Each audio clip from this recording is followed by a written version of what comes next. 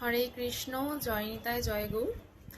তো আজ যে কথাটা হচ্ছে, তোমরা তো সমস্ত দেবদেবীকে না দেখলেও প্রচুর দেবদেবীকে দেখেছো চিত্রতে, মূর্তিতে, কিন্তু আজ পর্যন্ত কোনোদিন একবার মনে করে দেখো তো রাধা রানীকে কোনোদিন দেখেছো? রাধা রানীর হাতে কোন রকম অস্ত্র আছে? কিছু নেই তো। রাধারানীর হাতে কেন নেই? কারণ রাধারানী কানহার প্রেম স্বরূপ, কানহার প্রেমের প্রকাশ হচ্ছে রাধারানী, আলাদিনী শক্তির প্রকাশ হচ্ছে রাধারানী। তাই রাধারানীর, আমাদের রাধারানীর দুটো হাত খালি। রাধারানী ওই হাত দিয়ে, ওই দুটো হাত দিয়ে সদা সর্বদা ভক্তদেরকে আশীর্বাদ দেন, সদা সর্বদা রক্ষা করে, ভালোবাসে। এই কারণেই আমাদের রাধারানীর হাতে কোনো রকম অস্ত্র নেই। আর একটা কথা, রাধারানী এতটাই দয়ালু, এতটাই করুণাময়ী, মানে তোমরা ওটা কল্পনা করতে পারবে না। যখন তোমাদের জীবনে এই জিনিসগুলো ঘটবে, তখন তোমরা আস্তে আস্তে রিয়েলাইজ করতে পারবে যে রাধারানী আসলে কে। রাধারানীকে কিন্তু অত সহজে পাওয়া যায় না।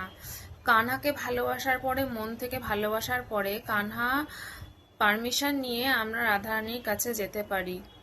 কৃষ্ণ ভক্তি প্রথমে আমাদের মধ্যে আসে, তারপরে কৃষ্ণকে ভালোবাসতে বাসতে আমরা রাধারানীর প্রেমটা আস্তে আস্তে বুঝতে পারি। আর একটা কথা, দেখো বৃন্দাবনে তো অনেকেই যেতে চায়, অনেকে যেতে পারেও, কিন্তু বার্সানাতে কতজন যেতে পারে? বার্সানাতে কিন্তু সবাই যেতে পারে না, যেটা রাধারানীর স্থান, ঠিক আছে? তো ওখানে তারাই যেতে পারে যেখানে পা রাখার পারমিশন কানহা রাধারানী দুজনাই তাকে পারমিশন দিয়েছে। কানহা যাকে পারমিশন দিয়েছে যে হ্যাঁ এ হচ্ছে আমার ভক্ত, বার্সানাতে পা রাখতে পারবে, সেই কেবলমাত্র বার্সানাতে আসতে পারে। তো রাধারানীকে জীবনে, তোমরা রাধারানীকে অতটা, মানে রাধারানী অনেক করুণাময়ী, কিন্তু রাধারানীর কৃপা পাওয়াটা জীবনে অতটাও কিন্তু সহজ নয়। কানহাকে প্রচুর প্রচুর প্রচুর ভালোবাসার পরে রাধারানীর প্রতি যে প্রেমটা জাগে, সেই প্রেমের মাধ্যমে তোমরা একমাত্র রাধারানীকে পেতে পারো, তার শরণে যেতে পারো। আর একবার যদি রাধারানীর শরণে চলে যাও, জীবনের কোনো দুঃখ, কোনো বিপদই তোমাদের আটকাতে পারবে না।